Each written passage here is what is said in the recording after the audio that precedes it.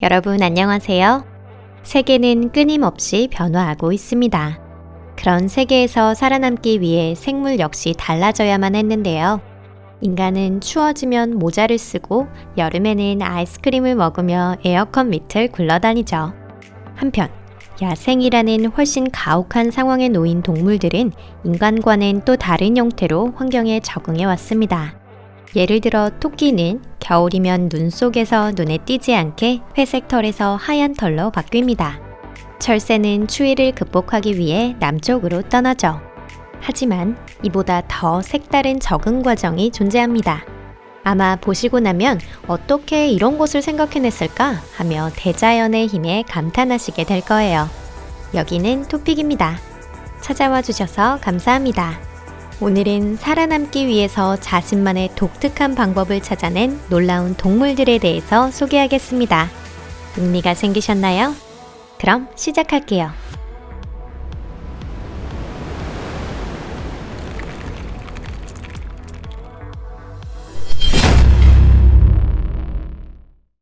갈기늑대. 처음 소개드릴 것은 남미 사바나에 사는 갈기늑대입니다. 그런데 이상하네요. 어쩐지 늑대처럼 보이지가 않습니다. 금빛을 띤 젓갈색 몸에 위로 쭉 뻗은 귀, 폭신한 꼬리, 굳이 비교하자면 여우를 닮은 것 같은데요. 하지만 사실 이 동물은 늑대도 여우도 아닙니다. 객과 중에서도 독립된 분류를 지닌 그들은 갈기늑대 속의 유일한 종입니다. 갈기늑대의 최대 특징은 저 가늘고 긴 다리예요. 검은 발과 몸 색깔의 대비가 확실하니 마치 흰 양말을 신고 있는 것 같죠? 패션 센스가 남다르네요. 낮에는 울창한 풀숲에서 지내다가 해가 저물면 사냥을 나섭니다. 이들의 긴 발은 사냥에서 아주 큰 도움이 됩니다. 이 다리 덕분에 키 큰 식물 위에서도 먹이를 알아볼 수 있습니다. 한편 서서도 안 보일 땐 주위가 잘 보이도록 뒷다리를 이용해 아예 일어설 수도 있습니다. 다만 갈기늑대의 장점은 그것뿐인데요. 사냥개로서 갈기늑대는 아무런 능력이 없습니다. 빨리 달리지도 못하고 턱의 힘도 약하기 때문에 큰 동물은 노릴 수도 없습니다. 작은 설치류나 새조차 잡지 못하는 경우도 자주 있습니다. 그러니 만약 이들의 지역 근처에 인간의 마을이 있었다면 닭장에 잠입해서 음식을 훔쳐갈지도 모릅니다. 송장개구리 또는 나무숲산 개구리. 겨울은 많은 동물에게 아주 가혹한 계절입니다. 추위가 다가옴과 동시에 덥수룩한 털을 기르거나 따뜻한 움막 속에서 동면하는 동물도 있지만 이런 방한 대책을 모두 거부한 것이 바로 이 송장개구리입니다. 캐나다나 미국에 사는 송장개구리는 추위가 닥치면 그대로 얼어버립니다. 말 그대로 얼음에 갇힌 이 개구리는 2-3개월간 체온을 영하 6도로 유지합니다. 심장이 멎고 폐호흡도 하지 않고 신체 기능은 모두 정지합니다. 즉 모든 징후로 봤을 때 이 개구리는 죽은 것과 같은 상태가 되는 것인데요. 하지만 봄이 오면 신기하게도 개구리는 부활합니다. 얼음이 녹고 심장이 다시 움직이며 곧 번식 상대를 찾으러 나섭니다. 대단하다고 해야 할지 두렵다고 해야 할지. 송장개구리가 추운 겨울을 극복할 수 있는 것은 간 덕분이라고 합니다. 동면에 들어가기 전에 간이 거의 2배로 커지면서 영양을 흡수합니다. 이 송장개구리의 동면의 비밀을 알 수만 있다면 앞으로의 우주여행에서 큰 도움이 될지도 모르겠네요. 말뚝망둥어 또는 머드 스키퍼. 나무를 오르는 능력으로 물고기를 판단하면 안 된다 라는 말이 있습니다. 하지만 이번에 소개할 물고기는 이 말을 간단히 깨부숩니다. 소개합니다. 바로 이 물고기입니다. 쑥 내민 눈에 큰 입. 이 기묘한 생물이 물고기라는 것을 바로 받아들이지 못할 수도 있습니다. 말뚝망둥어는 물속에 나무가 있는 맹그로브 숲에 서식하고 있는데요.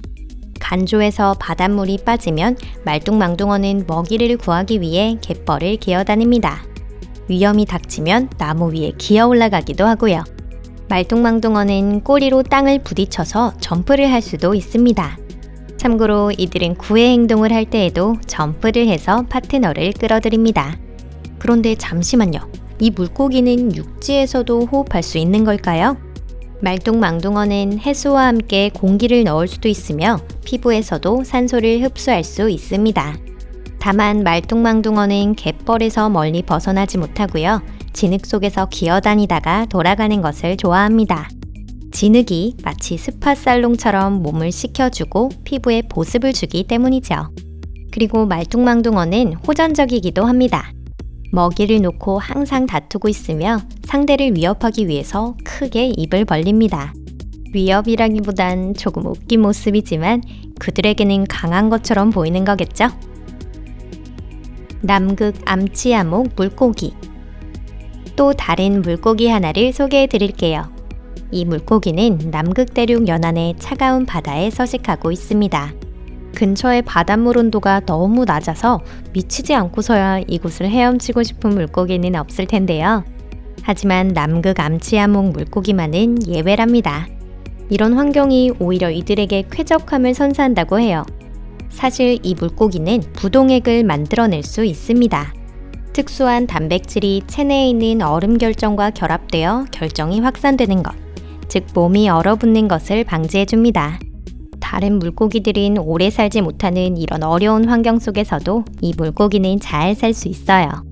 우리에게도 이런 대단한 능력이 있었다면 난방이 끊겼을 때도 살아날 수 있지 않을까요? 기린 가젤. 사바나에 사는 놀라운 동물을 하나 더 소개해 드릴게요. 그것은 바로 기린 가젤인데요. 한번 보면 잊혀지지 않는 모습을 하고 있습니다. 기린 가젤이라는 이름답게 이들은 어색하게 긴 목을 가지고 있는데요. 하지만 이들은 기린의 동료가 아닙니다. 이들은 현지에서 제레눅으로 불려왔는데 전설에 따르면 이 신기한 동물들을 죽이면 재앙이 일어난다고 해서 죽인 자는 낙타를 모두 잃었다고 합니다.